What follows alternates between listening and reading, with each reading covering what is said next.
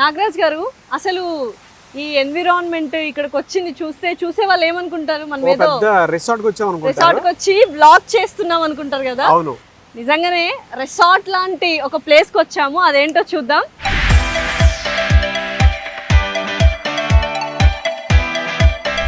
కర్ణావతి యూనివర్సిటీకి వచ్చాము. కర్ణావతి యూనివర్సిటీ ఎక్కడుందో చెప్పేద్దామా? మరి చెప్పేద్దామండి.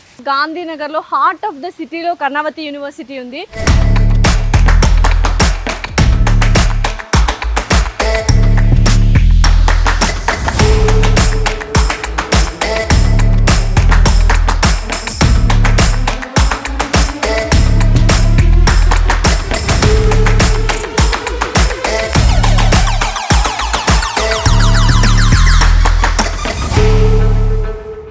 NAC A+ అక్రిడేషన్ తెలుసా అండి? yes. అండ్ ఎస్పెషల్లీ లొకేషన్ గురించి మనం మాట్లాడుకున్నట్లయితే వేరే యూనివర్సిటీస్ అంటే నార్త్ ఇండియాలో దిగిన తర్వాత ఎయిర్పోర్ట్లో కానీ రైల్వే స్టేషన్లో కానీ చాలా దూరం వెళ్ళాలి, 3 to 4 hours జర్నీ ఉంటుంది. అలా కాకుండా మనకు కర్ణావతి యూనివర్సిటీ అహ్మదాబాద్ ఎయిర్పోర్ట్లో దిగగానే ఇక్కడ నుంచి 10 kilometers మాత్రమే ఉంది.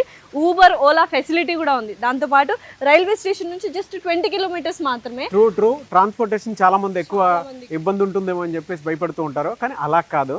మీరు అలా దిగ్గానే ఇలా కాలేజ్కి వచ్చేస్తారు. ఇందాక నేను NAC A+ అక్రిడేషన్ చెప్పాను కదా, అసలు ఎందుకు ఇస్తారు అంటే ఇక్కడ హాస్టల్స్ కానీ, ఫెసిలిటీస్ కానీ, ల్యాబ్స్ కానీ, ఇన్ఫ్రాస్ట్రక్చర్, ఫ్యాకల్టీ, ఇలా ప్రతి ఒక్కటి అంటే ప్లేస్మెంట్స్, ఇండస్ట్రియల్ ఎక్స్పోజర్ ఇవన్నీ చూసి వాళ్ళు ఒక పెద్దగా ఏమంటారు చిట్టా రాసుకొని చెక్ లిస్ట్ పెట్టుకొని బాగుంది అనుకున్నప్పుడే NAC A+ అక్రిడేషన్ ఇస్తారు. సో కాబట్టి NAC A+ అయితే వచ్చేసింది. Not only industrial exposure, not only ఇక్కడ ఉండేటువంటి ఇన్ఫ్రాస్ట్రక్చర్, ఇక్కడ చూస్తే ఎన్విరాన్మెంట్ మాత్రం టాప్ క్లాస్లో ఉంటుంది. వరల్డ్లోనే టాప్ క్లాస్ అన్నట్టు ఉంటుంది అనమాట.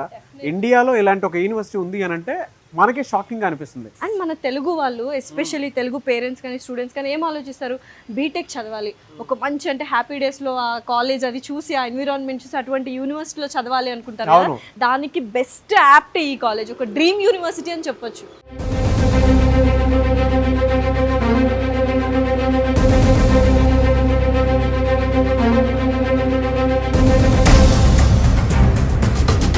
ఒక మంచి బడ్జెట్లో అంటే మిడిల్ క్లాస్ ఉండేటువంటి పేరెంట్స్ ఎవరైతే ఉంటారో మా పిల్లల్ని చదివించడానికి బెస్ట్ యూనివర్సిటీ ఏదైనా ఉంది అనుకుంటే మాత్రం మీరు ఇక్కడ మీ పిల్లల్ని జాయిన్ చేయించి చదివించవచ్చు. అండ్ బీటెక్ గురించి మాట్లాడుకున్నట్లయితే మనకు మంచి అప్గ్రేడెడ్లో ఉన్న కోర్సెసే ఉన్నాయి.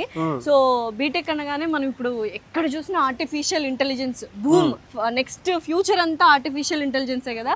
సో దానికి తగ్గట్టుగా వాళ్ళు AI/ML artificial intelligent machine learning course and data science course, cyber security course, ఇలా స్పెషలైజ్డ్ కోర్సెస్ చాలా ఉన్నాయి.